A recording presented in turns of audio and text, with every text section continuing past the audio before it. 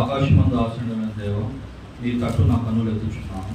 దాసుల కన్నులు తన యజమాని చేతి చోటును, దాసి కన్నులు యజమానుల చేతి కన్నులు చూచుచున్నట్టు మన దేవుడైన యెహోవా మనల్ని కనికరించు వరకు మన కన్నులు ఆయన తట్టు చేర్చుచున్నవి. యెహోవా, మేము అధిక తిరస్కారం పాలైతిమి. అహంకారుల నిందయు గర్విష్ఠుల తిరస్కారము మా మీదకి అధికంగా వచ్చి ఉన్నది. దేవా, గత కాలమంతయు మమ్మల్ని కాపాడి రేఖాచాలను భద్రపరిచి ఈ దినాన్ని చూడడానికి ఇచ్చిన తరుణానికి మీకే వందనాలు చెల్లించుకుంటున్నాను తండ్రి. చిత్తము ఈ ప్రణాళిక మా జీవితం పట్ల ఏమై ఉన్నదో నెరవేర్చుకుని అడుగుతున్నాను దేవా. ఎంతోమంది ఇది నుంచి చనిపోయినగా మమ్మల్ని సజీవిలో ఉంచినందుకు మీకే వందనాలు చెల్లించుకుంటున్నాను దేవా. మేమేమై ఉన్నామో అది కేవలం యోచితమైన ప్రేమ కృప కనికలపై వందనాలు చెల్లించుకుంటున్నాను తండ్రి. చేరి వచ్చిన ప్రతి ఒక్క వీడియోని మీరు జ్ఞాపకం చేసుకుని అడుగుతున్నాను తండ్రి. పేరు పేరున వారి అవసరాలను తీర్చుకుని అడుగుతున్నాను. దేవునికి మహిమ కలుగును గాక. కూడి వచ్చిన మీ అందరికీ ప్రభువైన యేసుక్రీస్తు నామమున వందనాలు తెలియజేస్తున్నాను. హల్లెలూయా.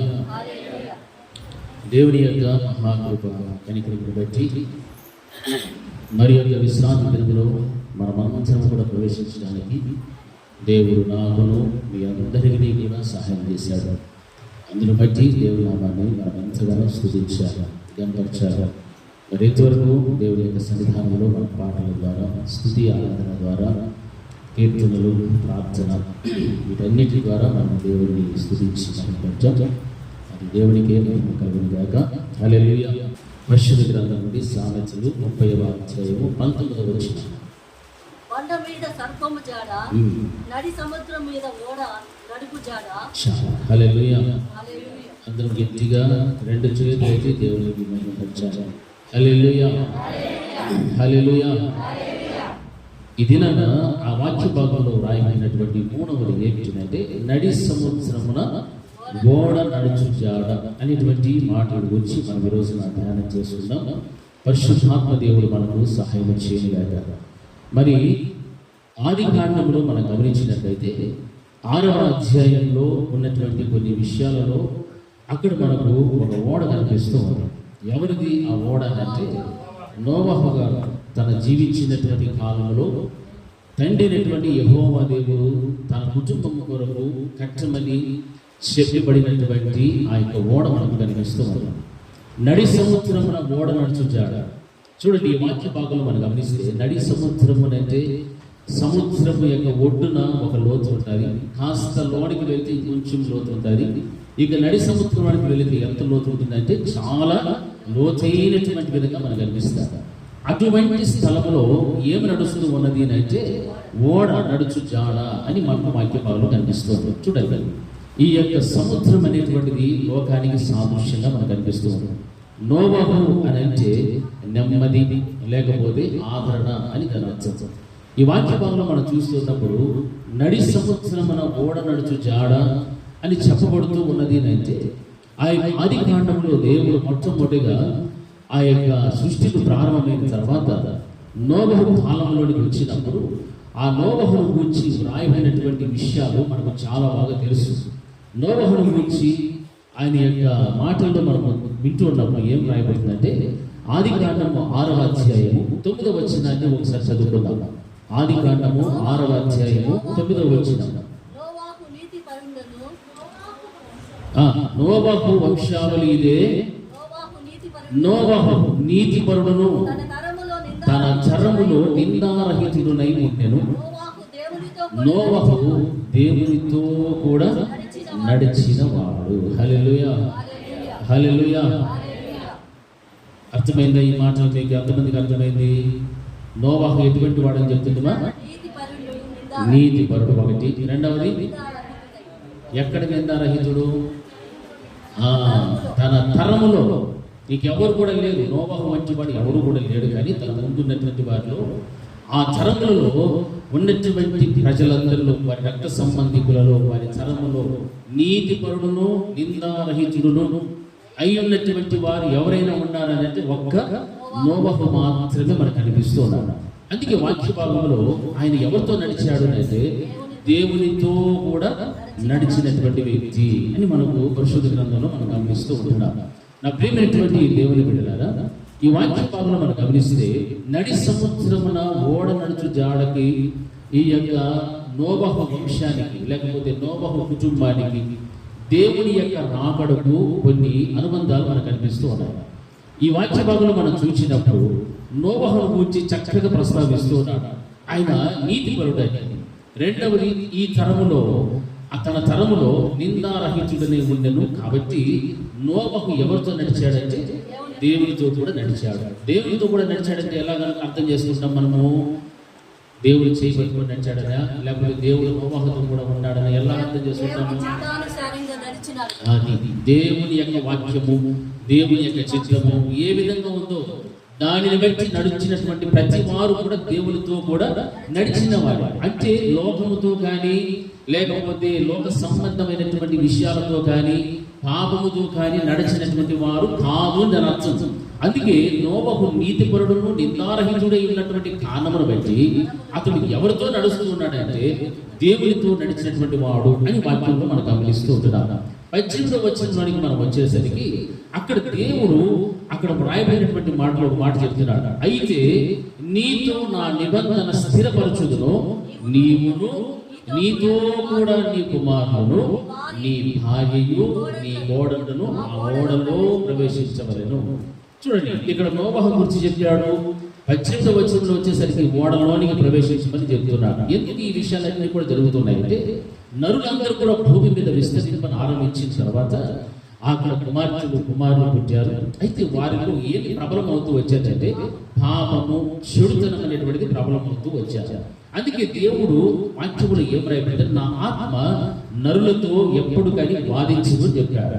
అలా వాదించకుండా దేవుడు తను ఇచ్చినటువంటి అవకాశమును సద్వినియోగము చేసుకొనని, దేవుడితో నడవని, దేవుని చిత్త ప్రకారంగా జీవించినటువంటి ప్రజలందరినీ కూడా దేవుడు దృష్టిలో పెట్టుకొని ఈ ప్రజలనే కాదు భూమి మీద ఉన్నటువంటి సకల ప్రాణులన్నిటినీ కూడా నేను నాశనము చేయాలని దేవుడు నిర్ణయం తీసుకున్నాడు.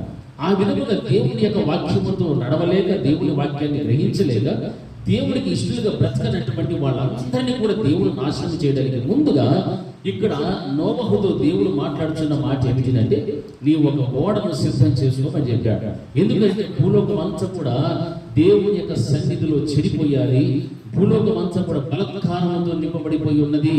ఈ మాటలన్నీ కూడా మనం గమనిస్తున్నప్పుడు ప్రపంచం ఆ రోజున ఏ రీతిగా ఉన్నది అంటే చాలా బహుభయంకరముగా బలత్కారముతో పట్టబడి ఉన్నది భూమంతా కూడా. అంటే ఆ భూమి మీద నివసిస్తున్నటువంటి మనుషుల యొక్క మనోభావాలు లేకపోతే వారి యొక్క మానసిక స్థితిగతులు, వారి శరీర ఉద్వేగాలు, వారి యొక్క ఆలోచనలు, తలంపులు అన్నీ కూడా దేవుని యొక్క దృష్టికి బహు చెడ్డదిగా కనిపిస్తున్నాయి. కాబట్టి ఆ మాటలను అక్కడ మనం గమనిస్తుంటున్నాం. అందుకే సమస్త శరీరంలో మూలముగా భూమి బలత్కారంతో నిండి ఉన్నది కనుక నా సన్నిధిని వారి అంతము వచ్చి ఉన్నది, ఇదిగో వారిని భూమితో కూడా నేనేం చేస్తున్నాను, నాశనము చేయును అని దేవుడు ఆ రోజున మాట్లాడుతున్న మాట. హల్లెలూయా.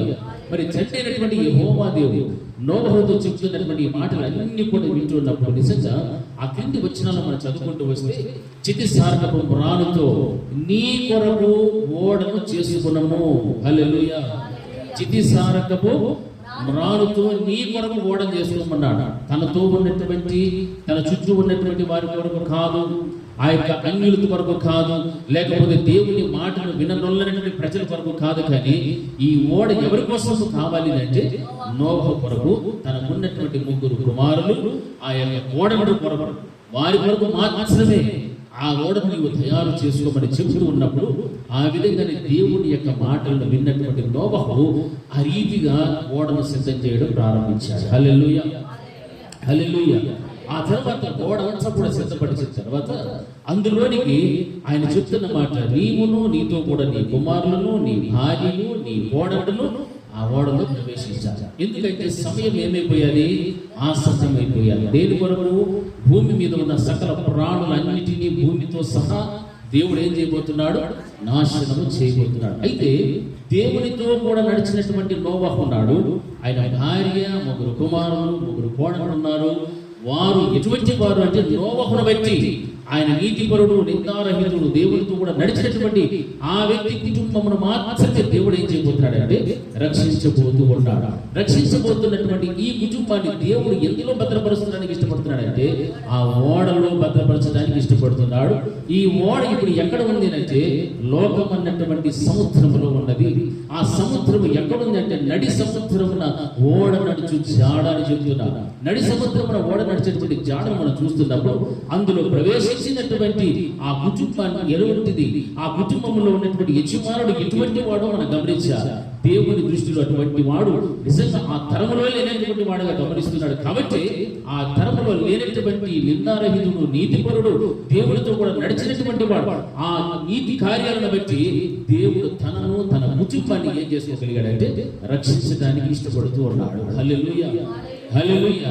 ఈ నడి సముద్రమున ఓడ నడుచు జాడనంటే ఇందులో ప్రవేశించే ఈ ఓడ ఇప్పుడు ఎక్కడ నడుస్తూ ప్రారంభమవుతుందంటే నడి సముద్రమున ఓడ నడచడం ప్రారంభిస్తుంది. ఎలాగనంటే దేవుని యొక్క వాక్య భాగం గమనిస్తున్నప్పుడు భూమి మీద మనుషుల ద్వారా బలత్కారంతో నింపబడినటువంటి ఆ యొక్క ముట్టడి వేపినట్టు భూమిని, ప్రాణులన్నిటినీ కూడా నశింపజేయడానికి దేవుడు 40 రాత్రులు పగుళ్ళు కూడా భయంకరమైనటువంటి వర్షమును కురిపించబోతూ ఉన్నాడు. జలప్రళయం అనేటువంటిది రాబోతున్నది. ఆ జలప్రళయం అనేటువంటిది వచ్చినప్పుడు ఈ యొక్క సముద్రము ఆ యొక్క భూభాగం మీద రేపబడినటువంటి ఆ యొక్క నీటి జలములంతా కూడా అగాధ జలములన్నీ కూడా ఒకేసారి పైకి వచ్చాయి. ఒకవైపున ప్రచండమైనటువంటి వర్షము కురుస్తుంది. ఈ వర్షపు నీరు అంతా కూడా ఎక్కువైపోయి కొన్ని ఉన్నతమైన పర్వతములు సహితము కూడా ఏమైపోయాయంటే మునిగిపోయినట్టుగా వాక్యం గమనిస్తుంది. హల్లెలూయా. వాక్యంలో మనం చూస్తే ఆ విధముగా ఆ ఓడ అంతా కూడా అంత ఎత్తులోనికి వెళ్ళిపోవడం మనం చూస్తూ ఉంటున్నాం. అంటే భూమి మీద ఏ ప్రాణి కూడా సజీవంగా లేదు. హల్లెలూయా. పశువులు పోయాయి, అన్నీ పోయాయి, మనుషులు పోయారు, ఆస్తులు పోయాయి, ఇళ్ళు పోయాయి, చెట్లు పోయాయి. ప్రతి ఒక్కటి కూడా భూమితో కూడా నాశనం అయిపోయినట్టుగా మనం గమనిస్తూ ఉంటున్నాం. ఇది దేవుని యొక్క ఉగ్రత అనేటువంటిది మనకు అనిపిస్తూ ఉంది. నా ప్రియమైనటువంటి దేవుని బిడ్డలారా, ఈ రోజున లోకములో జీవిస్తున్నటువంటి మన కొరకు మనము కూడా ఏం చేసుకోవాలంటే ఒక ఓడను సిద్ధం చేసుకోవడం నేర్చుకోవాలి. ఈ యొక్క సముద్రములకు సాదృశ్యమైనటువంటి ఈ యొక్క లోకములో జీవిస్తున్నటువంటి మన జీవితాలలో ఎంతో అగాధమైనటువంటి స్థలంలో మనము జీవిస్తున్నాము. అంటే అగాధములంటే లోకములో ఉన్నటువంటి పాపములో, శాపమునకు, బలహీనతలకు, దేవునికి దుఃఖాన్ని కలిగించేటువంటి విషయాలకు లోనైపోతున్నటువంటి ఈ పాపిష్టి లోకంలో మనము జీవిస్తున్నాం. అయితే దేవుని వాక్యం సెలవించిన రీతిగా ఈ లోకములో నుండి దేవుడు మనం ఏం చేస్తున్నాడు? ప్రత్యేకించుకున్నటువంటి వాడు. ప్రత్యేకించుకున్నటువంటి మనము మన కొరకు మనం ఏం చేసుకోవాలంటే ఒక కాపుదల, ఒక భద్రత ఉండాలి. నీ యొక్క సముద్రమైన లోకంలో జీవిస్తున్నప్పటికీ కూడా లోక మాలిన్యం మనలోనికి రాకూడదు, లోకంలో ఉన్న పాపం మనలోనికి రాకూడదు, లోకంలో ఉన్న అవిధేయత మనలోనికి రాకూడదు, లోకంలో ఉన్న చెడుతనం మనకు రాకూడదు, ఏ బలత్కారము కూడా మనం పట్టుకోకూడదు అనేటువంటి ఆ మంచి మనస్సు కలిగి మన కుటుంబము భద్రపరచబడడం కోసం, మన సంఘం అంతా కూడా భద్రంగా ఉండడం కోసము మనము కూడా ఆ రోజు నోవహు దేవుడు ఏమైతే సెలవించి ఆ ఓడను తయారు చేసి అందులోనికి ప్రవేశింపజేశాడో ఆ విధముగా మనకు కూడా కావలసినటువంటి ఒక భద్రత, కాపుదల అన్నటువంటి ఓడన్న సంఘములోనికి మనము చేర్చబడితే కానీ మనకు క్షేమం అనేటువంటిది ఉండదు. హల్లెలూయా, హల్లెలూయా. ఈ రోజున సంఘం యొక్క పరిస్థితి మనం గమనిస్తున్నాం. సంఘములలో ఉన్నటువంటి విశ్వాసుల యొక్క పరిస్థితులు మనం చూస్తున్నాం. ఆ ఓడలోనికి ప్రవేశించాలి అంటే ఆ యొక్క కుటుంబం ఏ విధంగా ఉండాలా? నీతిమంతులుగా ఉండాలి, నిందారహితులుగా ఉండాలి, దేవునితో కూడా నడిచినటువంటి ఆ కుటుంబముగా కనపడాలి దేవునికి. హల్లెలూయా. ఎన్నో రోజులు వెళ్ళాడు, ఎంతో మందికి సువార్త చెప్పాడు, ఏమీ కూడా ప్రయోజనం లేదు. ఎవరు కూడా దేవుని యొక్క మాటను విననొల్లనటువంటి ప్రజలు. హల్లెలూయా. అందుకే దేవుడు చూచాడు, మనుషులు అందరిలో కూడా చెడుతనము విస్తరించిపోయారు, బలత్కారముతో నిండి ఉన్నది. ఈ రోజున మనం జీవిస్తున్నటువంటి ఈ దినములలో భూమి మీద ఉన్నటువంటి మనుషుల యొక్క పరిస్థితులు, స్థితిగతులు అన్ని కూడా మనం చూస్తున్నప్పుడు ప్రతి మనుషుల్లో కూడా చెడుతనమే కనిపిస్తూ ఉన్నది. మంచితనం అనేటువంటిది మరుగైపోతూ ఉన్నది, చెడుతనం విస్తరిస్తూ ఉన్నది, ప్రేమ చల్లారిపోతున్నది, అక్రమం విస్తరించిపోతున్నది. ఎక్కడ చూచిన అన్యాయం, అక్రమము, పాపము, శాపము, ఈ విధమైనటువంటి స్థితిగతులు అన్ని కూడా మనం గమనిస్తున్నాం. మరి ఈ రోజున సంఘము యొక్క పరిస్థితిని కూడా మనం ఆలోచించాలి. సంఘము నడి సముద్రమున ఓడ నడుచు జాడ. ఈ సముద్రమున లోకములో సంఘము నడవాలి. ఆ సంఘము, ఆ ఓడకు ఏం కావాలంటే భద్రత కావాలి. ఆ ఓడలో ఉన్నటువంటి ప్రతి కుటుంబానికి కూడా కూడా, ప్రతి విశ్వాసకి కూడా భద్రత రావాలి అని అంటే ఈ రోజున నీవు దేవుని వాక్యాన్ని వింటూ ఉన్నావు, దేవునితో కూడా నడిచేటువంటి అనుభవం నీకు ఉండాలి. హల్లెలూయా. దేవునితో కూడా నడిచే అనుభవంలోనికి నీవు రావాలి. నీ భార్య ఉండాలి, నీ పిల్లలు ఉండాలి, నీ భర్త ఉండాలి, నీ కుటుంబం యావత్తు కూడా ఉండాలి. సంఘంలోనికి చేర్చబడినటువంటి నీవు ఎప్పుడైతే అటువంటి కాపుదలలో భద్రతలో నీవు జీవించగలుగుతూ ఉండగలుగుతావో ఆ దేవుడు భూమి మీద ఉన్న సకల ప్రాణులన్నిటినీ నశింప చేసినప్పటికీ కూడా నీవు నీ కుటుంబానికి సంఘానికి దేవుడు ఏమిస్తాడు? భద్రతనివ్వగలుగుతాడు. హల్లెలూయా, హల్లెలూయా. గట్టిగా రెండు చేతులు చెప్పండి హల్లెలూయా. ఈ రోజున మనం భద్రతలో ఉన్నామా లేదా అని ఆలోచన చేసుకోవాలి. మనకు నిజంగా దేవుని కాపుదల ఉన్నది అంటే మన జీవితంలో ఎవరు కూడా మనల్ని ఏ రీతిగా చూపించేటువంటి స్థితి మనకు ఉండకూడదు. నిందలు అనేటువంటి మన మీద రాకూడదు. నిందలు అనేటువంటివి రాకూడదు. నోవహు గురించి చెప్తున్నాడు, ఆయన నీతిపరుడు, నిందారహితుడు. ఆ తరములో ఈ రోజున నీవు జీవిస్తున్న నీ తరములో నీ వెనుక నీ పితరుల జీవితంలో నుంచి నీ పుట్టిన బిడ్డలు వారి తరములో కానీ నీ యొక్క జీవితం ఎలాగా ఉంది? నిందారహితుడుగా నీవు ఉన్నావా? నీతిమంతుడుగా నీతిమంతురాలుగా నీవు జీవిస్తూ ఉంటే దేవునితో నీవు ఏమవుతుంటావు?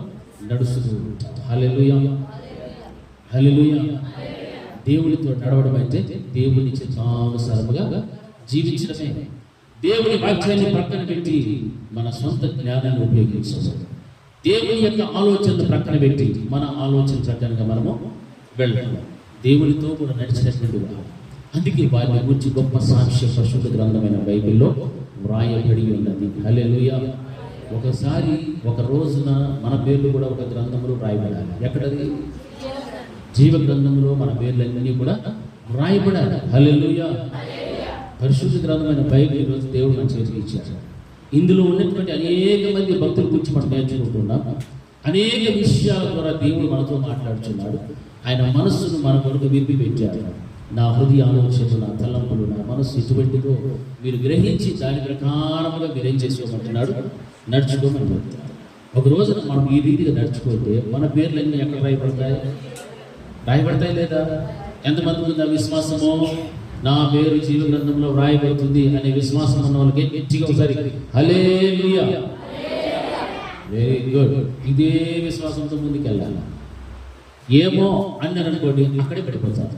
ఎప్పుడు కానీ మనము నెగిటివ్గా ఆలోచనే చేయకూడదు. మనం ఎప్పుడు కూడా పాజిటివ్గానే ముందుకు పోతూ ఉండాలి. పాజిటివ్గా పోతేనే మనం ఉన్న బలహీనతలు అవంతకవే పోతా ఉంటాయి. ఏమో ఏమో ఏమో అంటే ఆ ఏమోనే నిలబడిపట్టాలి. హల్లెలూయా. అది ఎత్తి చూపిస్తారు. ఆపు సాల్వని చేయి దించు అంటారు. ఏంటి?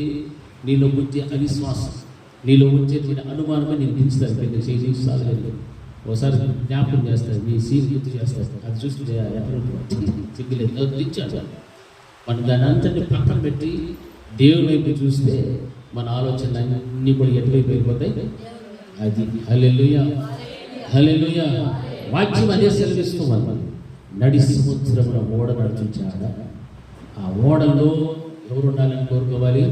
నేను ఉండాలి, నా కుటుంబము ఉండాలి, నా సంఘమంతా కూడా ఉండాలి ప్రభువా అని నీ కొరకు, నీ కుటుంబం కొరకు, నీ సంఘం అంతటి కొరకు కూడా మరి ఏం చేసేవారు ఉండాలా? ప్రార్థన. ప్రభువా వీళ్ళందరినీ కూడా నీతిమంతులుగా చేయి, వీళ్ళందరినీ కూడా నిందారహితులుగా చేయి, వీళ్ళందరినీ కూడా నీతో కూడా నడిచేటువంటి వారుగా చెయ్యి ప్రభువా అని మనం ప్రార్థన చేయాలి. హల్లెలూయా. అప్పుడు భూమి మీద ఉన్నటువంటి సకల ప్రాణులు నశించిపోయినా, సకలములు పోయినా మనకు మాత్రం దేవుడు ఏం ఇస్తాడు? భద్రత, బహుక్షేమములు దేవుడు ఇవ్వగలుగుతాడు. హల్లెలూయా. ఆ నమ్మకంతో మనం జీవించాలి. మనం చూస్తూ ఉన్నాం ఈ రోజున ప్రపంచంలో ఉన్నటువంటి ప్రతి విషయాలు కూడా ఎన్నో భయంకరమైన విషయాలు చూస్తున్నాం. కొన్ని వీడియోలు చూస్తామంటే యేసుక్రీస్తు ప్రభువు వారి గురించి ఎంత భయంకరంగా మాట్లాడుతున్నారంటే అంత భయంకరంగా మాట్లాడుతున్నారు. ఇవన్నీ కూడా మనం గమనిస్తున్నాం. ఈ రోజు ఉదయాన్నే చూస్తే గూగుల్లో కూడా ఒక పెట్టారు, మీరు కూడా చూస్తుంటారు చాలా మంది. భూమికి కూడా ఎక్స్పైరీ డేట్ అనేది ఒక పెట్టారు. ఎప్పుడు ఎక్స్పైరీ డేట్ వరకు చూస్తే ఈరోజు ఇంకా 250 మిలియన్ల సంవత్సరముల తర్వాత భూమికి ఎక్స్పైరీ డేట్, అంటే భూమి నశించిపోతుంది. ఇది పెట్టారు. శాస్త్రవేత్తలు కనుగొన్నారంటే 60 మిలియన్ల సంవత్సరములకు పూర్వము ఈ వేడి అనేటువంటిది ఎలా ఉండేదో, ఆ 250 మిలియన్ల సంవత్సరాల తర్వాత వేడి ఎలా ఉంటుందంటే 70 డిగ్రీలకు వస్తుందంట. అప్పుడు భూమి మీద ఉన్నటువంటి అందరూ కూడా బ్రతకలేక చచ్చిపోయి భూమితో సహా అంతా కూడా నాశనం అయిపోతుంది. భూమిలో దాగి ఉన్నటువంటి అగ్ని పర్వతాలన్నీ కూడా పగిలిపోతాయి. అవన్నీ కూడా బయటకు వచ్చి అంతా కూడా నాశనం అయిపోతుంది. నిద్రాశ అవన్నీ కూడా పరిశుద్ధ గ్రంథంలో ఎప్పుడో రాసిపెట్టారు. హల్లెలూయా, హల్లెలూయా. పర్వతాలు ఉన్నాయి, అగ్ని పర్వతాలు తెలుసా మీకు? చాలా ఉన్నాయి భూమి మీద. ఇప్పుడు వేడి పుడుతుంది. ఈ వేడికి మనం తట్టుకోగలుగుతామా? తట్టుకోలేకుండా ఉంటాము. మన వల్ల కావడం లేదు. మనం అంతా అబ్బాయి అంటే 30 లోపల ఉండే వాళ్ళనే, వయసు కాదు, వేడి అంతే కదా. 30, 32 అంటే అప్పటికే లవలవని బతుకుంటాం. ఈ కాస్త బయట ప్రాంతాల్లో ఉన్న వాళ్ళ గురించి అలవాటు ఉంటుంది 35, 36 వరకు, అంతే కదా, అంతవరకు ఉంటుంది. ఇక దాడితే ఇక మనం ఎక్కడ పోయినా కానీ ఉండే ప్రసక్తి లేదు. ఎప్పుడెప్పుడునైనా ఊర్లో పడిపోదామా అని వస్తాం. హల్లెలూయా, హల్లెలూయా. వచ్చేటప్పుడు ఇప్పుడు ఉన్నటువంటి ఉష్ణోగ్రతలు కానీ ఇవన్నీ చూడండి, సృష్టిలో కూడా భయంకరమైన మార్పులు కలుగుతుంటాయి. సృష్టిని గురించి కూడా పరిశుద్ధ గ్రంథంలో రాయబడ్డాయి. చంద్రుని గురించి, సూర్యుని గురించి, అన్నింటిని గురించి, నక్షత్రాల గురించి, అన్నింటి గురించి రాయబడింది పరిశుద్ధ గ్రంథమైన బైబిల్లో. ఆ రోజున దేవుడు సృష్టించిన సృష్టిని అంతటి గురించి కూడా క్షుణ్ణంగా రాసి పెట్టేశాడు. అందుకే దీనిని మనం అనుసరిస్తే, దీనిని కనుక మనము అవలంబిస్తే, ప్రేమిస్తే మనం ఏమి ఇస్తాడు తెలుసా? క్షేమాన్ని ఇస్తాడు. హల్లెలూయా. ఈ నడి సముద్రం అనేటువంటి లోకంలో మనకు, మన కుటుంబానికి, మన సంఘానికి దేవుడు క్షేమాన్ని ఇవ్వగలుగుతాడు. హల్లెలూయా, హల్లెలూయా. దీనిని కాస్త ప్రక్కన పెట్టి, దేవుని మాటలను పెడచని పెట్టి, మన సొంత ఆలోచన అనేది ప్రారంభమయ్యాయి అనుకోండి, వెంటనే ఎవడు మనతో పాటు కలుసుకుంటాడు? కలుసుకుంటాడు. వాడు కలుసుకొని మనకి ఇంకో 2 ఆలోచనలు ఇస్తాడు, ఇంకొన్ని ఆలోచనలు ఇస్తాడు. ఆలోచనలు పోయి పూర్తిగా దేవుని ఆలోచనలు అనేటువంటివి మన జీవితంలో నుంచి చెరిగి వేస్తాయి. హల్లెలూయా, హల్లెలూయా. కాబట్టి ఈ రోజున నీ కుటుంబానికి భద్రత, కాపుదల అనేటువంటిది ఉందా లేదా అనేటువంటిది మనకు గమనించాలి. అందుకే 7వ అధ్యాయం ప్రారంభ వచనంలో వాక్యం ఏం రాయబడిందంటే, యెహోవా అంటున్న మాటలు, ఈ తరము వారిలో నీవే నా ఎదుట నీతిమంతుడు చూచితిని కనుక నీవును నీ ఇంటి వారును ఓడలో ప్రవేశించుడి. హల్లెలూయా, హల్లెలూయా. ఎవరు చూశారు ఆయన నీతిమంతుడు అనుకుంటున్నాము? తండ్రి అయినటువంటి యెహోవా దేవుడు చూస్తూ ఉన్నారు. ఆయన చెప్పిన మాట, నీవే నా ఎదుట నీతిమంతుడవై ఉండుట చూచాను కనుక నీవును నీ ఇంటి వారును ఓడలో ప్రవేశించారు. ఈరోజు మనకు నీతిమంతులుగా ఉంటే మనకు దేవుడు ఏమి ఇస్తాడు? ఆ నడి సముద్రంలో ఓడ నడిచేటువంటి జాడల్లో మనం వింటున్న మాటల్లో ఆ ఓడలో ప్రవేశించడానికి దేవుడు నాకైనా నీకైనా అవకాశాన్ని ఇస్తాడు. ఎందుకు? ఆయన దృష్టిలో మనం ఎలా కనపడాలా? నీతిమంతులు కనిపించాలి. మనుషుల దృష్టిలో మనం నీతిమంతులుగా కనిపించినా కనిపించకపోయినా పర్వాలేదు. ఎవరి దృష్టిలో కనపడాలా? దేవుని దృష్టిలో. హల్లెలూయా. దేవుని యొక్క దృష్టిలో నీవు నీతిమంతుడవు, నీతిమంతురాలవు చాలు. ఇక లోకం నిన్ను నిందించినా అవమానించినా ఏం చేసినా పర్వాలే. నీ యొక్క హృదయము, నీ మనస్సు ఎవరు గ్రహిస్తున్నారు? ఆయన చూస్తున్నారు, ఆయన గ్రహిస్తారు. చాలు, నా దేవుడు నమ్మితే చాలు, నా దేవుడు నన్ను చూస్తూ ఉన్నాడు. అందులోనే మనకు భయం ఉంటుంది, భక్తి ఉంటుంది, నీతి వచ్చేస్తుంది, పరిశుద్ధత వచ్చేస్తుంది. దేవుడు నన్ను చూస్తూ ఉన్నాడు అన్న భయం లేకపోతేనే మనం ఇతరుల మధ్య ఎలా కనిపించుకుంటామో? నీతిమంతులుగా కనపరుచుకుంటాం, పరిశుద్ధులుగా కనపరుచుకుంటాం, యథార్థవంతులుగా కనపరుచుకుంటాం. మనకు మించిన భక్తి పరులే లేదు అని కనపరుచుకుంటాం. ఇది కాదు, దేవుని దృష్టిలో నీవు ఎలా ఉండాలో అలా కూడా చాలు. దేవునికి నీవు మెచ్చుకోదగినటువంటి జీవితం నీకు ఉంటే చాలు. ఇక వేరే ఒకరి దేవుడు ఎవరి కూడా ఆశించడం లేదు. హల్లెలూయా, హల్లెలూయా. నీవు దేవునితో నీవు జీవించిన కాలం అంతా కూడా ఆయనతో కూడా నడవడం నేర్చుకో. నీతి అనేటువంటిది నీలోనికి వస్తాడు, యథార్థత అనేటువంటిది నీలోనికి వస్తాడు, నింద అనేటువంటిది నీ మీదకు రానే రాదు. హల్లెలూయా, హల్లెలూయా. ఎందుకంటే ఈ విషయాలలోనే చాలా మంది ఏం అయిపోతుంటారు? పడిపోతూ ఉంటారు, పతనం అయిపోతూ ఉంటారు. వాక్యం చదివిస్తారు కదా, ఆయన నీతిగా జీవించడానికి కుదురుతుంది. ఇప్పుడు ఇంత లోకం కాదు, ఇట్లా అనుకుంటే అట్లనే ఉంటారు. ఏం చేయాలి? నీతిగా పలకడానికి ఎట్టి చెప్పండి, ఏం చేయాలా? ఎవరన్నా నోరు తెరుస్తారు. నీతిగా బ్రతకడానికైనా మన వంతు మనం ఏం చేయాలా? ఆయన చెప్తే కదా ఈ మా వాళ్ళు ఎవరుగా నోరేదాం కదా. నీతిగా బ్రతకడానికి ఏం చేయాలమ్మా? దేవుని యొక్క సన్నిధానంలోకి వచ్చిన తర్వాత కూడా ప్రతి విషయంలో కూడా మనం ఎలా జీవిస్తున్నామో దాన్ని బట్టి దేవుడు మనం ఏం చేస్తున్నాడు? చూస్తూ ఉన్నాడు. హల్లెలూయా. ఆయన చూస్తూ ఉన్నాడు. కాబట్టి ఈ తరము వారిలో నీవే నా ఎదుట నీతిమంతుడై ఉండడం చూచింది కనుక నీవును నీ ఇంటి వారును ఓడలో ప్రవేశించండి. హల్లెలూయా. ఇప్పుడు ఆ కుటుంబానికి దేవుడు ఏమి చేసినాడు?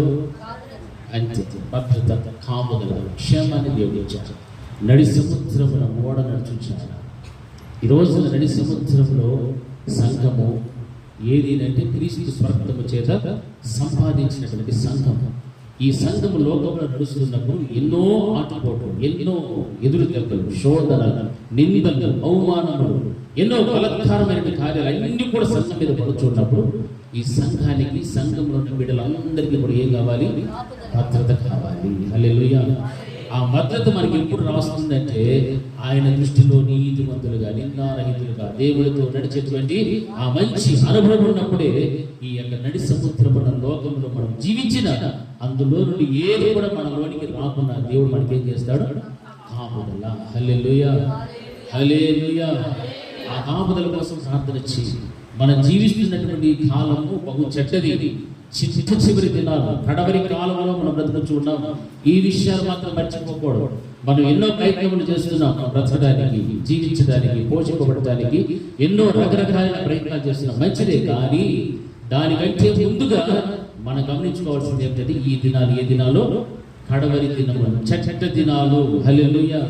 ఏ దినమున, ఏ క్షణమున ఏమి జరుగుతుందో ఎవరికి కూడా తెలియనటువంటి భయంకరమైన పరిస్థితుల్లో మనం జీవిస్తున్నాం. కనుక మనల్ని మనము కాపాడుకోవడం, మన కుటుంబాన్ని రక్షించుకోవడం, మన సంఘాన్ని రక్షించుకోవడం, ఈ విషయాలు ఎప్పటికీ కూడా మర్చిపోకుండా దేవునితో కూడా నడిచేటువంటి అనుభవంలో మనము జీవించాలి. హల్లెలూయా. ఆదివారం మాత్రం వచ్చేసి దేవునితో నడిచేసి వచ్చేసి ఉన్న కాలంలో పుస్తకాలు తినేసి మళ్ళీ లేచేసిపోయి మళ్ళా ఆదివారం మళ్ళీ కనిపించి అట్టుంటే మాత్రము సాతానుడు చాలా సులువుగా ఏం చేస్తాడు? పట్టుకుంటాడు. హల్లెలూయా. వాడు పట్టుకున్నాడు అనుకోండి, విడిపించుకోవడానికి నీ దగ్గర ఏముండదు? శక్తి ఉండదు. హల్లెలూయా. ఆ శక్తి రావాలంటే నువ్వు ఏం చేయమన్నాడు? వాక్యంలో ఏం చేయమన్నాడు?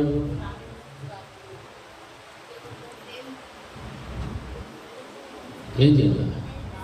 వాడి శక్తి, వాడి మీద చేయమోదని శక్తి కావాలి. ఏం చేయాలి? నాకు కావాల్సిన కరెక్ట్ ఆన్సర్ రావాలి. కరెక్ట్గా ఆ వాక్యం ముందు దానికి ముందే ముందుగా అదే నాకు కావాల్సింది. మీరు చెప్పింది కరెక్ట్. దానికి ముందు ఒక మాట, ఒకే ఒక చిన్న మాట, దేవునికి. హల్లెలూయా. ఎవరికి లోబడాలా? దేవునికి లోబడుడి, అపవాదిని ఎదిరించి, అప్పుడు వాడు మీ యొద్ద నుండి పారిపోవును. హల్లెలూయా. వాడిని ఎదిరించే శక్తి నీకు రావాలంటే మాత్రం ఎక్కడ బెండ్ అవ్వాలా? దేవునికి లోబడిపోవాలి. హల్లెలూయా. దేవునికి లోబడకుండా నాకు బలం ఉంది, జ్ఞానం ఉంది అని వాడి దగ్గరికి పోతాను నేను అంటే వాడు ఉట్టే శాటిస్తాడు. ఏడబడతాను వాడికి తెలియదు. ఎందుకంటే వాడికి అన్నీ ఉన్నాయి లేదా? శక్తుల దగ్గర అన్ని కుయుక్తులు ఉన్నాయి, అన్ని శక్తులు ఉన్నాయి వాడి దగ్గర. కానీ దానికి మించిన వాడు ఎవరు? మనము నమ్మిన సజీవుడైన దేవుడు. అందుకే లోకంలో ఉన్నవాడి కంటే నీలో ఉన్నవాడు గొప్పవాడని చెప్పాడు. మరి వాడిని ఎదిరించాలంటే నీలో ఉన్న దేవుడిని నువ్వు జ్ఞాపకం తెచ్చుకో. ఆయనకు భయపడు, లోబడు. ఆయనకు లోబడితే వాడిని ఎదిరిస్తావు. అప్పుడు వాడు నీ యొద్ద నుండి పారిపోతాడు. హల్లెలూయా. అప్పుడు నీ జీవితంలో ఒక నీతి, ఒక నిందారహితమైన జీవితం, ఈ తరంలో నీవు ఇటువంటి వాడు లేడు అనే సాక్ష్యం, దేవునితో కూడా నడిచేటువంటి అనుభవంలోనికి నీవు వెళ్ళడానికి దేవుడు నీకు కృప చూపెట్టగలుగుతాడు. అప్పుడే నీవు నీ ఇంటి వారికి అందరికీ కూడా క్షేమాన్ని దేవుడు ఇస్తాడు. హల్లెలూయా, హల్లెలూయా. అందుకే దేవుడు చెప్తున్న మాట, ఈ తరము వారిలో నీవే నా ఎదుట నీతిమంతుడు చూచింది కనుక నీవును నీ ఇంటి వారును ప్రవేశించింది. దేవుడు పర్మిషన్ ఇచ్చాడు. ఆ తర్వాత వాళ్ళు ప్రవేశించిన తర్వాత జల ప్రవాహం భూమి మీదకి వచ్చేసరి నోవహు వయసు అప్పుడు 600 సంవత్సరాలు, 600 ఏళ్ళ అంతటి వయసులో ఉన్నటువంటి ఆ కుటుంబాన్ని దేవుడు కాపాడగలిగాడు. మరి ఈ రోజున మన ఆయుష్ కాలం ఎంతకు తగ్గించబడిపోయాది? 70 లేకపోతే 80. ఇంకా గెచ్చిపానాలు అయితే ఇంకొక 10, 20, 30 అది అయిపోయింది కదా. అయితే దేవుని యొక్క వాక్యంలో సెలవిస్తే నోవహు యొక్క 600 సంవత్సరముల 2వ నెల 17వ దినమున మహాగాధ చేపల ఊటలన్నీ ఆ దినమందే విలువబడిన ఆకాశపు తూములు విప్పబడిన. చూడండి ఆ జల ప్రళయం అనేది ఎలా వచ్చారో ఈ వాక్య భాగం అంతా కూడా మనకు గమనిస్తుంది. ఆ విధంగా వచ్చిన తర్వాత యెహోవా ఓడలో అతన్ని ఏం చేశాడంటే మూసివేసెను. హల్లెలూయా. నోవహు వేసుకున్నటువంటి ఆ యొక్క తలుపు కాదు, ఎవరు మూసేశారు ఆ ద్వారాన్ని? దేవుడే మూసివేశాడు. దేవుడు మూసివేశాడు కాబట్టి ఆ ద్వారానికి ఎవడు కూడా తెరవటానికి వీలు లేదు. హల్లెలూయా. ఎందుకంటే ఆ కుటుంబానికి ఎంత భద్రత ఇయ్యాలో, ఆ కలిగేటువంటి మహాప్రచండమైనటువంటి వర్షము, జల ప్రళయము, మహా అగాధ చెరువులన్నీ కూడా విప్పబడియాయి. ఆ యొక్క ఆకాశపు మేఘముల తూములన్నీ కూడా విప్పబడిపోయినప్పుడు క్రింద నుంచి ఒకవైపున నీరు, పైనుంచి నీరు, భయంకరమైనటువంటి ప్రచండమైన వర్షం, జల ప్రళయం జరుగుతున్నప్పుడు పొరపాటు ఏదైనా ద్వారం తెరవబడింది అనుకోండి, ఏమవుతుంది? ఓడ మునిగిపోతుంది. కాబట్టి స్పష్టంగా యెహోవా ఓడల్లో అతనిని ఏం చేశాడు? మూసివేసాను. హల్లెలూయా. ఉందే లేదా మాట? మూసివేసాను. దేవుడు మూసివేస్తే తెరిచేటువంటి శక్తి కూడా ఎవరికి ఉంది? దేవునికి తప్ప నరునికి ఏమాత్రము కూడా లేదు. హల్లెలూయా. ఎట్టి చెప్పాలి? హల్లెలూయా. ఆ విధముగా జలప్రళయం కూర్చున్నటువంటి మా విషయాలన్నీ కూడా మనము ఆ వాక్య భాగంలో మనం గమనిస్తూ ఉంటున్నాం. నిజంగా దేవుని యొక్క కార్యాలు అనేటువంటివి ఎంత భయంకరంగా, ఎంత క్షేమాన్ని ఇచ్చేటువంటి విధంగా మనకు కనిపిస్తుంటాయంటే చాలా ఆశ్చర్యాన్ని కలిగిస్తాయి. ఈ యొక్క 40 రోజులు కూడా జరిగినటువంటి ఈ విషయాలన్నీ కూడా మనకు తెలుసు బాగా. మొదట దేన్ని పంపించాడు? కాయకుని పంపించాడు. ఆ కాయకు వచ్చిందా? రాలేదు. మళ్ళీ తర్వాత దేన్ని పంపించాడు? నల్ల పావురాన్ని పంపించాడు. అది పోయి ఎక్కడ కానీ కాలు మోపడానికి స్థలం లేక మరలా ఎక్కడికి వచ్చేది? ఓడలోకి వచ్చేది. మరలా పంపాడు. అప్పుడు దాని నోట్లో ఏం పెట్టుకొచ్చేది? ఒలీవ మొక్క తుంచుకొని వచ్చేది. హల్లెలూయా. హల్లెలూయా. ఎట్టి చెప్పాలి? హల్లెలూయా. హల్లెలూయా. నాశనమైపోయినటువంటి భూమితో సహా సకల ప్రాణులు అన్ని నాశనం అయిపోయినప్పటికీ కూడా సరే, అందులో నుండి నీళ్ళలో నుండి పైకి వచ్చినటువంటిది ఏంటి? ఒలివ చెట్టు ఒక్కటే సజీవంగా ఉన్నది. ఆ ఒలివ చెట్టు ఎవరికి సాదృశ్యమో? యేసుక్రీస్తు ప్రభువు వారికి సాదృశ్యంగా ఉన్నది. నాశనమైపోయినటువంటి స్థలంలో కూడా మనకు రక్షణ కల్పించడానికి ఎవరున్నారు? యేసుక్రీస్తు ప్రభువు వారు ఉన్నారు. అందుకే ఆయన శరీరధారికి లోకంలోనికి వచ్చి మానవులు అయినటువంటి మనం చేసిన పాపముల కొరకు తన ప్రాణమునే బలిగా అర్పణగా అర్పించి తన రక్తం అంతటిని కూడా చిందించి ఆ అమూల్యమైన రక్తము ద్వారా మనందరికీ కూడా ఏమి ఇచ్చాడు? పాప విమోచన. హల్లెలూయా. రక్షణమైనటువంటి దేవుడు మనకు అనుగ్రహించాడు. కాబట్టి నోవహు ఎలాగైతే జీవించాడో ఆ జీవించినటువంటి జీవితాన్ని బట్టి తనను, తన కుటుంబాన్ని దేవుడు రక్షించుకోగలిగాడు. హల్లెలూయా.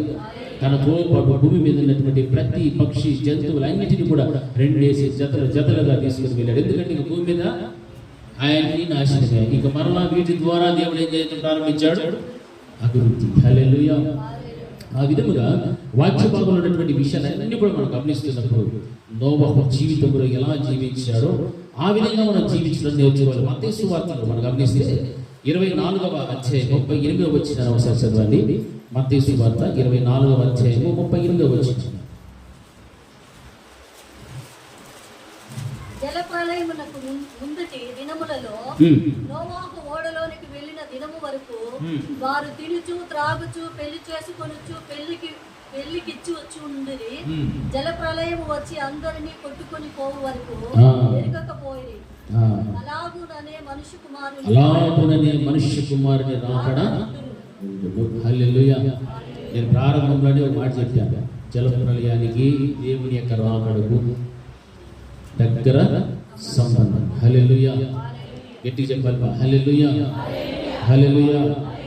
జలప్రళయమునకు ముందుటి దినములలో నోవహు ఓడలోనికి వెళ్ళిన దినం వరకు వారి యొక్క పరిస్థితులన్నీ కూడా ఎలా ఉన్నాయంటే తింటూ, ఆడుచు, పెండ్లికి తీసుకుంటూ ఉన్నారు. హల్లెలూయా. హల్లెలూయా.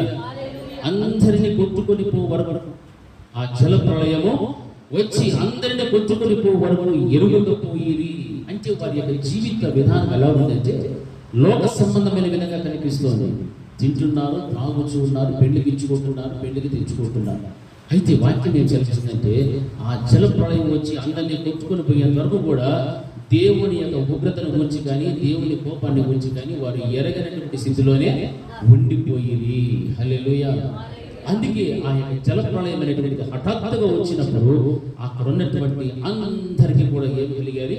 నాశనం కలిగి. మరి ఈ రోజుల్లో కూడా మనం చూడండి, దేవుని భయం అంటే ఎంతమందిలో మనం గమనిస్తున్నాం. దేవుని నమ్మిన వారిని ప్రక్కన పెట్టండి, నమ్మని వాళ్ళు ఎంతమంది ఉన్నారు? చాలా కోట్ల మంది ఉన్నారు. దేవుడు అంటేనే భయం లేదు. దేవుని దూషించేవారు, నిందించేవారు, నిందలు వేసేవారు, ఎన్నో రకరకాలైన మనుషులు ఉన్నారు. ఒకవైపున దేవుని నమ్మి ఎరిగినటువంటి వాళ్ళు కూడా దేవుడు అంటే భయం లేక కేవలం నామమాత్రపు క్రైస్తవ జీవితాన్ని జీవిస్తూ తింటూ తాగుచూ పెళ్లికి ఇచ్చుకుంటూ పెళ్లికి తీసుకుంటూ వాడి జీవితాన్ని గడిపేస్తున్నారు. అయితే ఆ రోజున ఎలాగైతే జలప్రళయం అనేటువంటి వచ్చారో ఆ జలప్రళయం వలె రెండవ పర్యాయం ఏం రాబోతున్నది? దేవుని యొక్క రాకడ. హల్లెలూయా. దేవుని యొక్క రాకడ కూడా అలాగే ఉంటుందని చెప్తున్నాడు. మనిషి కుమారుని రాకడ కూడా అలాగనే ఉండును. అంటే ప్రజలు దేవుని యొక్క రాకడను గురించిన అవగాహన లేకుండా జీవిస్తూ ఉంటారు అని అర్థం. దేవుని భయం లేకుండా జీవిస్తున్నారు, దేవుని యందు భక్తి లేకుండా జీవిస్తున్నారు. యేసుక్రీస్తు ప్రభువు వారు ఎప్పుడు వస్తాడో ఎవరికి తెలియదు. దొంగ ఏ జాములో వచ్చునో, మొదటి జామున వచ్చునో, రెండవ జామున వచ్చునో, మూడవ జామున వచ్చునో ఎవరికీ తెలియదు. కాబట్టి దొంగ వచ్చినప్పుడు ఎవరికి తెలియదు. కాబట్టి అదే విధముగా దొంగలాగా యేసుక్రీస్తు ప్రభువు వారి యొక్క రెండవ రాకడ అనేటువంటిది కూడా ఉంచాలి. ఆ జాములు అనేటువంటి ఎటువంటివి అంటే మనుషుని యొక్క జీవితానికి కావలసినటువంటి మంచి నిద్రను పొందుకునేటువంటి సమయం. అంటే లోకంలో మునిగి తేలుతూ ఉండేటువంటి సమయము. హల్లెలూయా. లోకంలో మునిగిపోయి తేలుతూ ఉండేటువంటి సమయం. పెళ్లికించుకుంటూ తెచ్చుకుంటూ తింటూ తాగుతూ సంతోషిస్తూ సుఖాన్ని అనుభవిస్తూ అన్యాయాలు, అక్రమాలు, ఈర్ష్యలు, కక్షలు ఇటువంటివన్నీ కూడా మనుషులు పెట్టుకొని సరదాగా ఎంజాయ్ చేస్తూ బ్రతుకుతున్నటువంటి దినాలలో మనం ఉన్నాము. ఆ పరిస్థితి మనం చూస్తున్నామా లేదా? ఉన్నాయి లేదా చెప్పండి, ఉన్నాయి లేదా? ఏ నిలమా ఉన్నాయి లేదా? మాకు ఇంటికి చెప్పాలా? ఉన్నాయి లేదా? ఉన్నాయి. మరి ఎటువంటిప్పుడు ఈ ఓడ ఎక్కడుంది? ఇప్పుడు నడి సముద్రంలో ఉన్నది. హల్లెలూయా. ఈ ఓడ నడిచే జాడను చూస్తే అందులో ఉన్న ప్రజలు, అందులో ఉన్న సంఘము, విశ్వాసం యొక్క పరిస్థితి ఎలా ఉంది ఈరోజు మనం గమనించాలి. ప్రభు యొక్క రాకడ కూడా అదే రీతి కూడా నోవహు దినములలో జరిగిన జలప్రళయం ఎలాంటిదో, మనుషులు ఎలాగైతే ఎరగక దేవుని భయం లేక భక్తి లేక జీవించారో ఆ రీతిగానే ఉంటుంది దేవుని యొక్క రెండవ రాకడ అని చెప్తున్నాడంటే సంఘం ఈ రోజున ఎలా ఉండాలంటే వధువు సంఘము వలె సిద్ధపడి ఉండాలి. హల్లెలూయా. వధువుగా నిన్ను నీవు మార్చుకోవాలి, నిన్ను నీవు తయారు చేసుకోవాలి, నిన్ను నీవు అలంకరించుకోవాలి. అటువంటి సంఘముగా నీవు ఏర్పరచుకుంటేనే, అటువంటి సంఘములను నీవు తీర్చిదిద్దబడితే తప్ప ఆ జలప్రళయం వచ్చినటువంటి రీతిగా దేవుని యొక్క మనిషి కుమారుడు యొక్క రాకడ వచ్చినప్పుడు ఆయనతో పాటు నీవేమవుతావో ఎత్తబడేటువంటి అవకాశం దేవుడు నీకు ఇస్తాడు. అంతే తప్ప నామమాత్రపు క్రైస్తవ జీవితమును జీవిస్తూ తింటూ తాగుతూ పెళ్లికించుకుంటూ తెచ్చుకుంటూ ఉన్నటువంటి జీవితములు కనుక ఉంటే దేన్ని మర్చిపోతారు? దేవుని యొక్క మనిషి కుమారుడు యొక్క రాకడ అనేటువంటిది మరిచిపోయి జీవిస్తూ ఉంటారు. హల్లెలూయా. ఆ విధంగా జీవించకూడదు. సంఘానికి కావలసినటువంటిది దేవుని యొక్క రాకడను గురించిన వార్త ఎప్పుడు కూడా జ్ఞాపకంలోనే ఉండాలి. హల్లెలూయా. దేవుని రాకడ అంటే భయం ఉండాలా, సంతోషం ఉండాలా? ఒకటి చెప్పండి కరెక్ట్గా. ఇప్పుడు రెండు ఆన్సర్. భయం. భయం ఎవరికి ఉంటుంది? దేవునికి లోపడకుండా ఇష్టం వచ్చిన జరుగుతాను చూసినారా? వాళ్ళకంతా ఏమవుతుంది? ఓ అమ్మ వచ్చేస్తారు స్వామి, ఇంకా ఎన్నోనే రాదు నా దగ్గర లిస్టు, ఇవన్నీ వదులుకోవాలి అని భయం ఉంటుంది. సంతోషం ఎవరికి ఉంటుంది? ఎవరైతే సిద్ధంగా ఉన్నారో అన్ని విషయాల్లో ఒక్కటంటే ఒక్కటి కూడా ఏలేదు చూపించే ప్రసక్తి లేదు. సిద్ధపాటు సూట్ కేసు వేసుకొని రెడీగా ఎక్కడ చూసినారో బస్ కోసం ఫ్లైట్ కోసం రెడీగా ఉంటారు చూసినారు, అక్కడ ఉంటారు. హల్లెలూయా. అటువంటి వాళ్ళకి ఏమవుతుంది? రావాల్సిన ఫ్లైట్ త్వరగా వచ్చేస్తే ఏమవుతుంది? ఆలస్యంగా వస్తే నీరసం వస్తుంది. హల్లెలూయా. అవునా కదా? పెళ్లి కుమారుడుగా రాని ఉన్నటువంటి యేసుక్రీస్తు ప్రభువు వారు ఆయన వస్తున్నప్పుడు ఆయనను ఎదుర్కోవడానికి మనమందరము కూడా ఆ శుభప్రదమైనటువంటి నిరీక్షణ కలిగి జీవిస్తే అది మనకు మహా సంతోషం, మహానందం. ప్రభా ఎవరైనా వచ్చి తీసుకుని వెళ్ళిపో, ఈ పాపిష్టి లోకంలో ఉండింది చాలు ప్రభా, ఎంతో నీతిమంతుగా జీవిస్తున్నాను, నిందారహితంగా బ్రతుకుతున్నా, నీతోనే నడుస్తూ ఉన్నాను ప్రభా, వచ్చి నన్ను తీసుకుని వెళ్ళిపో. అది సత్యపాటు అంటే. ఇక ఏ మాత్రము కూడా బ్యాలెన్స్ ఉండదు జీవితంలో. ఇది దిద్దుకోవాలి, ఇది కొట్టేయాలి, దానికి పెన్సిల్తో కొట్టుకోవాలి, దీన్ని ఎరేజర్తో తీసుకోవాలి, మళ్ళీ ఇరటింపుతో రాసుకోవాలి, ఇవన్నీ ఏమీ ఉండవు. హల్లెలూయా. అన్ని విషయాలలో కూడా మనం గమనిస్తే సిద్ధపడినటువంటి జీవితమే కనిపించాలి. హల్లెలూయా. అందుకే వాక్యం సెలవిస్తుంది, మనుష్య కుమారుని రాకడ వలె ఉండాలని చెప్తున్నాడు. కాబట్టి హెబ్రీయులకు రాసిన పత్రిక 11వ అధ్యాయంలో 7వ వచనంలో ఒక మాట రాయబడింది. చదవండి. హెబ్రీయులకు రాసిన పత్రిక 11వ అధ్యాయము 7వ వచనం. నోవహు అది వరకు చూడని సంగతులను దేవుని చేత హెచ్చరింపబడి భయభక్తులు గలవాడి తన ఇంటి వారి రక్షణ కొరకు సిద్ధము చేసుకొనెను. అందువలన అతడు లోకం మీద నేరస్థాపన చేసి విశ్వాసమును బట్టి కలుగు నీతికి వారసుడైపోయాడు. హల్లెలూయా. గట్టిగా చెప్పాలి, హల్లెలూయా, హల్లెలూయా. లోకం మీదనే నేరస్థాపన చేసి విశ్వాసమును బట్టి కలుగు నీతికి వారసుడైపోయినట్టుగా వాక్యం గమనిస్తున్నాం. ఎందుకంటే అది వరకు చూడని సంగతుల గురించి దేవుని చేత ఏమయ్యాడు నోవహు? హెచ్చరింపబడినటువంటి వ్యక్తి. హెచ్చరింపబడ్డాడు కాబట్టి భయభక్తులు గలవాడై తన ఇంటి వారి రక్షణ కొరకు ఒక ఓడను సిద్ధము చేసిన. అందువల్ల అతడు లోకం మీద నేరస్థాపన చేసి విశ్వాసమును బట్టి కలుగు నీతికి ఆయన ఏమిగా మార్చబడ్డాడు? వారసు. హల్లెలూయా. నీలో విశ్వాసం ఉంటే నువ్వు కూడా దేనికి వారసుడవుతావు? నీతికి వారసుడవుతావు. హల్లెలూయా. ఆయన దేవుని యందు భయభక్తులు కలిగిన వాడు. అందుకే వాక్యం బోధిస్తుంది, అది వరకు చూడని సంగతులను గురించి దేవుని చేత హెచ్చరింపబడి. హల్లెలూయా. దేవుని చేత హెచ్చరింపబడ్డాడు మొట్టమొదటి. అంటే ఈ విధమైన హెచ్చరికలు దేవుడు ఏమేమి ఇచ్చాడు అన్ని కూడా తీసుకున్నాడు. అందుకే ఆ హెచ్చరింపబడిన తర్వాతనే ఆయన ఏమిగా మార్చబడ్డాడు? దేవుని యందు భయము భక్తి అనేటువంటిది వచ్చేసాడు. హల్లెలూయా. ఈ రోజున ఖచ్చితమైనటువంటి హెచ్చరికలు మనం వింటున్నప్పుడు మనకేం కావాలా? భయము భక్తి రెండూ రావాలి. మరి హెచ్చరికలు వచ్చినప్పుడు భయభక్తులు వస్తున్నాయా? కోపం వస్తుందా? మనకు ఏమొస్తుంది? సర్వసాధారణ చెప్పండి, కోపం వస్తుంది అనుకుంటాం, చూసుకుంటాం. నీ సంగతి అనుకుంటాం, నా సంగతి చూసే దేవుడే మాట్లాడు మీ సంగతి. హల్లెలూయా, హల్లెలూయా. వాక్యం సెలవిస్తుంది, ఆయన భూమి మీదే ఏం చేశాడు? లోకం మీదనే నేరస్థాపన చేసి విశ్వాసమును బట్టి కలుగు నీతికి వారసుడైపోయాడు. ఈ రోజున మనందరి జీవితాలు కూడా నీతికి వారసత్వం సంపాదించుకోవాలంటే దేవుని చేత మనం ఏమవ్వాలిమా? అది వరకు చూడని సంగతులను గురించి దేవుని చేత హెచ్చరింపబడి భయభక్తులు గలవాడై తన ఇంటి వారి రక్షణ కొరకు ఒక ఓడను సిద్ధం చేసుకున్నటువంటి నోవహులాగా తయారవ్వాలి. హల్లెలూయా, హల్లెలూయా, హల్లెలూయా. ఆ విధంగా నీ ఇంటిని గురించినటువంటి ఆసక్తి నీకు ఉండాలి. నీ కుటుంబాన్ని గురించిన ఆసక్తి నీకు ఉండాలి. అప్పుడే నోవహు జీవితం ఎలా జీవించాడో, విశ్వాసమును బట్టి నీతికి వారసుడిగా ఎంచబడ్డాడో, ఆ విధముగా నీవు కూడా నీతికి వారసుడిగా ఎంచబడ్డాడు. ఇదే కావాల్సిన దేవునికి. ఎందుకంటే ఆయన ఏమై ఉన్నాడు? నీతిమంతుడై ఉన్నాడు. ఆ నీతిమంతుడైనటువంటి దేవుడు నిన్ను చూచినప్పుడు, ఆయన దృష్టిలో నోవహును చూసినప్పుడు, నీవు ఈ తరపు వారి అందరిలో కంటే కూడా నీ ఒక్కడివే నీతిమంతుడు నేను చూచాను. కాబట్టి నీవు నీ ఇంటి వారు ఓడలోనికి ఎక్కండి. హల్లెలూయా.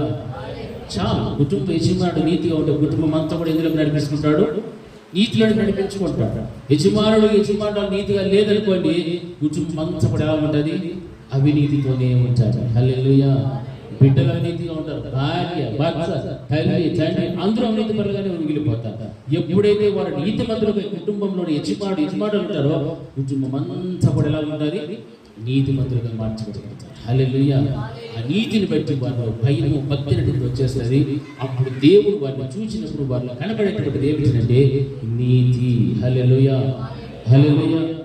ఆ రీతిగా మనము దేవుని యొక్క వాక్యం ద్వారా నడిపించబడాలి. అందుకే మొదటి పేతురు రాసినటువంటి పత్రిక 3వ అధ్యాయం 20 నుంచి 22 వచనాలు ఒకసారి చదవండి. పేతురు రాసినటువంటి మొదటి పత్రిక 3వ అధ్యాయము. దేవుని దీర్ఘశాంతం ఇంకా కనిపెట్టుచుండినప్పుడు పూర్వం నోవహు దినములలో సిద్ధపరచబడుచు ఉండగా అవిధేయులైన వారి యొద్దకు అనగా చెరలో ఉన్న ఆత్మల యొద్దకు ఆయన ఆత్మరూపిగానే వెళ్ళి వారికి ప్రకటించెను. ఆ ఓడలో కొందరు అనగా 8 మంది నీటి ద్వారా రక్షణ పొందిరి. దానికి సాదృశ్యమైన బాప్తిస్మము ఇప్పుడు మిమ్మల్ని రక్షించుచు ఉన్నది. అదేదనగా శరీర మాలిన్యము తీసివేట కాదు, కానీ యేసుక్రీస్తు పునరుత్థాన మూలముగా దేవుని విషయం నిర్మలమైన మనస్సాక్షినిచ్చు ప్రత్యుత్తరమే. హల్లెలూయా. గట్టి చెప్పండి, హల్లెలూయా, హల్లెలూయా. చూడండి, దేవుని యొక్క దీర్ఘశాంతమును గురించి మాట్లాడుతూ ఇంకా కనిపెట్టుచు ఉండినప్పుడు పూర్వము నోవహు దినములలో ఓడ సిద్ధపరచబడుచుండగా అవిధేయులైన వారి యొద్దకు, దేవుని వాక్యమును వినకుండా దేవుని దుఃఖపెడుతూ ఉన్నటువంటి అటువంటి అవిధేయులైనటువంటి వారి యొద్దకు అనగా చెరలో ఉన్న ఆత్మల యొద్దకు ఆయన ఆత్మరూపిగానే వెళ్ళి వారికి ప్రకటించెను. హల్లెలూయా. చెరలో ఉన్న వారంటే ఎవరు? బంధకాలలో ఉన్నటువంటి వారు, చనిపోయినటువంటి వారు. చెరగా దేవుడు కొనుకోబడ్డాడు వాక్యంలో మనం గమనిస్తున్నాం. ఆ చెరలో ఉన్నటువంటి వారికి కూడా ఈయన ఆత్మల యొద్దకు ఆత్మరూపిగా వెళ్ళి వారికి దేవుడు ఏం చేస్తున్నాడని చెప్తున్నాడంటే వారికి కూడా ప్రకటించారు. ఆ ఓడలో కొందరు అనగా 8 మంది నీటి ద్వారా ఎలాగైతే రక్షణ పొందారో అదే రీతిగా దానికి సాదృశ్యమైన బాప్తిస్మము ఇప్పుడు మిమ్మును రక్షించుచు ఉన్నది. హల్లెలూయా. మనము ఒకప్పుడు పాపములో ఉంటుంది, శాపములో ఉంటుంది, బలహీనతలో ఉంటుంది. అయితే నజరేయుడైనటువంటి యేసుక్రీస్తు ప్రభుల వారు మనకి ఇచ్చినటువంటి ఆ యొక్క స్వాతంత్రము హక్కును బట్టి తండ్రి యొక్క కుమారుని యొక్క పరిశుద్ధాత్మ దేవుని యొక్క నామమున మనం ఏం పొందుకుంటున్నామో బాప్తిస్మము పొందుకుని తద్వారా మనకేమొస్తున్నది? రక్షణ. హల్లెలూయా. అదే వాక్యం సెలవిస్తుంది. అందుకే మీకు సాదృశ్యముగా శరీర మాలిన్యము తీసివేయడం కాదు, కానీ యేసుక్రీస్తు ప్రభుల వారి యొక్క పునరుత్థాన మూలముగా దేవుని విషయము నిర్మలమైన మనస్సాక్షినిచ్చు ప్రత్యుత్తరమే. ఆయన పరలోకములకు వెళ్ళి దూతల మీదను అధికారుల మీదను శక్తుల మీదను అధికారము పొందిన వాడై దేవుని కుడి పార్శ్వమున ఉన్నాడు. అంత గొప్ప ఉన్నతమైన బలమైన దేవుని యొక్క కృపను బట్టి ఆయన మనకు నేర్పించిన ప్రతి పాఠములన్నిటిని బట్టి కూడా ఈ రోజున మనము రక్షణలోనికి వచ్చి ఉన్నాం, రక్షణ పొందుతూ ఉన్నాం. ఇంకా రక్షణ లేనటువంటి వారి కొరకు మనం ప్రార్థనలు చేస్తూ ఉన్నాం. అంటే ఈ వాక్యమాలను మనం గమనిస్తున్నప్పుడు నోవహు జీవితంలో ఏ విధముగా అయితే ఆయన ఓడ సిద్ధపరచుకున్నాడో అవిధేయులైనటువంటి వారిలో కూడా ఆ చెర యొద్దకు ఆత్మలుగా ఉన్నటువంటి వారి యొక్క కూడా దేవుడు ఏం వెళ్ళాడు? ఆత్మరూపికి వెళ్ళి వారికి కూడా దేవుడు ఏం చేశాడు? ప్రకటించాడు. హల్లెలూయా. ఈ రోజున దేవుడు తన దాసుల ద్వారా తన ముందున్నటువంటి సంఘమును అంతటికీ ప్రకటిస్తున్నాడు, అన్యులందరికీ కూడా ప్రకటిస్తూ ఉన్నాడు. అయితే అవిధేయతైనటువంటిది కనుక లేకపోతే వారు రక్షణలోనికి వస్తారు. అవిధేయత కనుక చూపెడితే ఆ దినాలలో అవిధేయత కలిగిన వారికి కూడా ఆ ఆత్మలో ఉన్నటువంటి వారికి ఆత్మరూపిగా వెళ్ళి దేవుడు ప్రకటించారు. కానీ ఇప్పుడు అవకాశము ఉందంటారా? లేదు. హల్లెలూయా. ఇప్పుడు అవకాశం లేదు. ఆ రోజు యేసుక్రీస్తు ప్రభువు ఆత్మరూపిగా వెళ్ళి ఆ చెరలో ఉన్నటువంటి ఆత్మలన్నిటికీ కూడా ప్రకటించారు, స్వార్థ ప్రకటించి ఇచ్చారు. మారు మనసు పొందని చెప్పాడు. దేవుడు నిజంగా చాలా గొప్పవాడు. ఆయన అందరినీ కూడా ప్రేమించేటువంటి వాడు, కనికరం చూపెట్టేటువంటి దేవుడు. అందుకే వాక్యం ఆ రీతిగా సెలవిస్తుంది. మొదటి 2వ పేతురు రాసిన పత్రికలో 2వ అధ్యాయం 5వ వచనంలో ఒక మాట రాయబడింది. ఆయన పూర్వకాలమందున లోకమును విడిచిపెట్టగా భక్తిహీనుల సమూహము మీదికి జలప్రళయం రప్పించినప్పుడు నీతిని ప్రకటించిన నోవహును మరి 7 కాపాడు. హల్లెలూయా. చూసారా? పూర్వకాలమున అంటే ఆ యొక్క నోవహు కాలంలో ఉన్నటువంటి ప్రజలను, ఆ లోకాన్ని కూడా దేవుడు విడిచిపెట్టాలి. భక్తిహీనుల సమూహం మీదకి జలప్రాయం రప్పించినప్పుడు నీతిని ప్రకటించినటువంటి నోవహును మరి 7 మాత్రమే దేవుడు ఏం చేశాడు? ఎందుకునంటే ఆ మొదటి పేతురు పత్రికలో మనం చదువుకున్నాం కదా, వారి ముందు కూడా దేవుడు ఏం చేశాడు? ఆత్మలలో ఉన్న వారి అందరూ ఆత్మరూపిగా వెళ్ళి ప్రకటించాడు. అయితే భూమి మీద శరీరధారులు ఉన్నటువంటి మనుషులకు కూడా నీతిని ప్రకటించినటువంటి నోవహు తన కుటుంబాన్ని ఆయన కాపాడని, కానీ ప్రకటింపబడినటువంటి దేవుని యొక్క నీతిని విననొల్లైనటువంటి ప్రజలు, దేవునికి అవిధేయులైనటువంటి వారిని మాత్రం ఏం చేశాడు? దేవుడు నాశనం చేసేసాడు. హల్లెలూయా, హల్లెలూయా. మరి ఈ రోజున నీ కుటుంబం దేవుని సంఘం అన్నటువంటి ఓడలో కనుక ఉంటే, నీతిని ప్రకటిస్తూ ఉన్నప్పుడు వింటున్నటువంటి నీవు నీతిగా బ్రతకడం నేర్చుకుంటే నిన్ను ఎవరు చూస్తున్నారు? దేవుడు చూస్తున్నారు.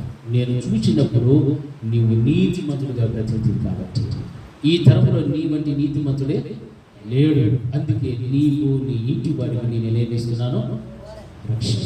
హల్లెలూయా. ఓడలోనికి ఇంకా ప్రవేశించి నీవు అన్నాడు, అంతే. హల్లెలూయా. ఈ రోజున ఆ భాగ్యవంతమైన జీవితము మనందరికీ ఉండాలి. ఆ భాగ్యవంతమైన జీవితం లేక మనం బంధనానికి వస్తే ఏం ప్రయోజనం లేదు. దేవునితో నడిచే గుణం నీకు రావాలి, నడిచే అలవాటు నీకు ఉండాలి. ఎప్పుడు సమయం దొరుకుతుందో అప్పుడంతా కూడా దేవునితో గడపడానికి ఇష్టపడతాను. ఎప్పుడెప్పుడు నీకు అనుకూలం ఉందో ఆ సమయాలన్నింటినీ కూడా వృధా చేసుకోకుండా దేవునితో గడపడం నేర్చుకో. అదే దేవునితో నేను నడిపిస్తూ ఒక రోజు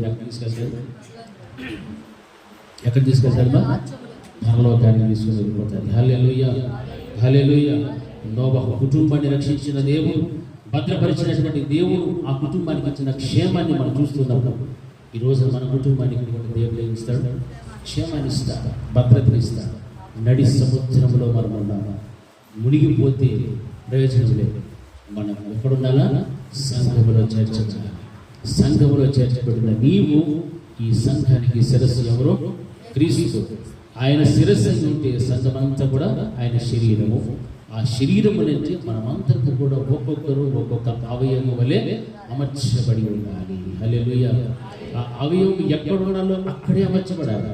అంతేగాని దాన్ని విడిచి ప్రభువా నేను సంఘములో ఉన్నాను అన్న పేరు మాత్రం పెట్టుకొని సంఘ సభ్యుడును సభ్యురాలని చెప్పుకుంటూ క్రీస్తు శిరస్సు ఉన్నాడు అన్నటువంటి విషయం మర్చిపోయి ఆయన ఆలోచనలను, ఆయన యొక్క చిత్తాన్ని ప్రక్కన పెట్టి మన ఇష్టానుసారంగా మనం వెళ్ళామనుకోండి, నడి సముద్రంలో ప్రయాణిస్తున్నప్పుడు మునిగిపోయేటువంటి అవకాశము ఎంతైనా ఉన్నది. హల్లెలూయా. మునిగిపోకూడదు. నీ మునిగిపోకూడదు, నీ కుటుంబం మునిగిపోకూడదు అంటే నీవు నీ తరములో నీతిమంతుడుగా, నీతిమంతురాలుగా, నిందారహితుడుగా దేవునితో పాటు నడిచేటువంటి వ్యక్తిగా నీవు ఉండాలి. హల్లెలూయా. అప్పుడే నడి సముద్రమున ఓడనట్టు జాడ ఆయన చూస్తే ఆ ఓడలో ఉన్న వాళ్ళందరూ ఎలా ఉన్నారు? నీతిమంతులే. హల్లెలూయా, హల్లెలూయా. నోవహు కలిగి ఉన్నటువంటి నీతిని బట్టి తన కుటుంబం అంతటిని దేవుడు రక్షించాడు. ఆ ఓడలో అన్న సంఘంలో నీవుంటే నీవైనా నీ కుటుంబమునైనా దేవుడు చూస్తే ఎలా కనపడాలి? మనమందరము నీతిమంతులు కనపడాలి. అది కనపడకుండా ఆటంకపరిచేటువంటి సాతాను యొక్క ఆలోచనలను, కుయుక్తులను, క్రియలు అన్నింటినీ కూడా మనం ఏం చేయాలి? విసర్జించి ప్రభువు వారి ఎదుట నీతిమంతులుగా బ్రతకడం నేర్చుకోవాలి. అప్పుడే దేవుడు మన కుటుంబానికి రక్షణ అనుగ్రహిస్తాడు. దేవుని వాక్యం దీవించుగా దయచేసి మోకరించుకొని ప్రార్థన చేసుకుందాం. ప్రభా విద్యన వాక్యం ప్రతి హృదయ అంతరంగంలో పనిచేసి సహాయం చేయండి. ఏ ఒక్కరు కూడా విలువపడకూడదు. నడి సముద్రంలో అలల చేత గాలి తుఫాను చేత మునిగిపోయేటువంటి ఆ స్థితిలోకి వెళ్ళకూడదు ప్రభా. ఆ ఓడనటువంటి సంఘంలో చేర్చబడిన ప్రతి వారు కూడా నీ స్వరక్తము చేత సంపాదించినటువంటి బిడ్డలే ప్రభా. ప్రతి వారు కూడా నాయన క్షేమాన్ని కలిగి జీవించారు. లోకం బహు భయంకరమైనటువంటి భయంకరమైన చెడ్డ దినములలో జీవిస్తున్నారు. అయినప్పటికీ కూడా మీ కాపుదలు చాలా చెప్తున్నారు. భూమి మీద ప్రతి సకల ప్రాణులన్నిటి నాశనం అయిపోయినప్పటికీ కూడా ఒకే ఒక ఒలీవ చెట్టు మాత్రం సజీవం ఉన్నట్లు ప్రభా. ఆ ఒలీవ చెట్టు సాదృశ్యమైనటువంటి మీరు సజీవం బలము కలిగినటువంటి దేవుడిని చేశారు. అటువంటి మిమ్మల్ని కలిగినటువంటి మేము ఎంతో ధన్యులు. మీ శిలువ మరణాన్ని జ్ఞాపకం తెచ్చుకుంటూ ప్రభా దేవా మేము జీవించినంత కాలము కూడా నీతిమంతులుగా, నిందారహితులుగా, మీతో నడిచేటువంటి బిడ్డలుగా బ్రతకడానికి సహాయం చేసి నీ కృప ప్రసన్నత బిడ్డలందరి మీద కూడా నిర్వహించవచ్చు. యేసు క్రీస్తు ప్రశస్త నామములో అడిగి వేడుకుంటున్నాము తండ్రి. నా ప్రాణమా యెహోవాను సన్నిధించు, నా అంతరంగమున సమస్తమైన పరిశుద్ధ నామమును సన్నిధించు. నా ప్రాణమా యెహోవాను సన్నిధించు, ఆయన చేసిన ఉపకారములలో దేనిని మరొకడు. మన తండ్రి అయిన దేవుడి ప్రేమ, కుమారుడైన యేసుక్రీస్తు యొక్క పరిశుద్ధాత్మ యొక్క అన్యోన్య సహవాసం ఇప్పుడు ఎల్లప్పుడూ నిత్యం నిరంతరం సదాకాలం ఆయన కృప సమాధానం మన కుటుంబములకు తోడి నడిపించునుగాక. ఆమేన్. అందరికీ వందనాలు.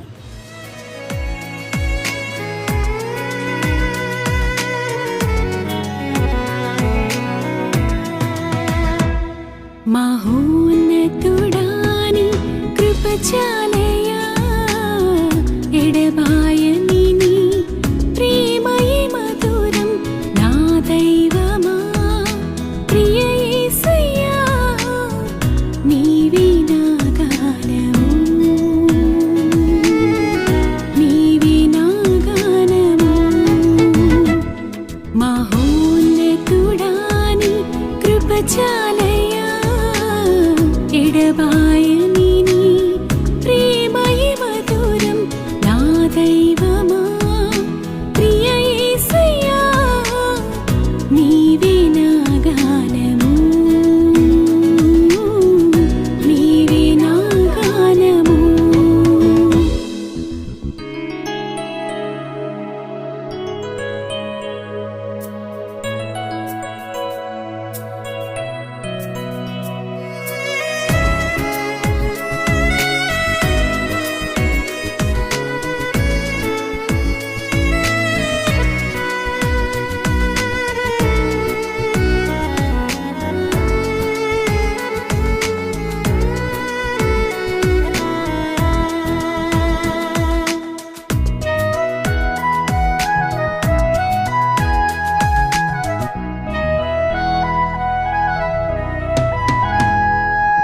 కడలేని కడలిలో నిరాశ నిస్పృహలో, కడలేని కడలిలో నిరాశ నిస్పృహలో, అభయమునిచ్చితివి, చేయి విడువక నడిపితివి. అభయమునిచ్చితివి, చేయి విడువక నడిపితివి, చేయి విడువక నడిపితివి. మహోన్నతుడాని కృప చాలయా, ఎడబాయ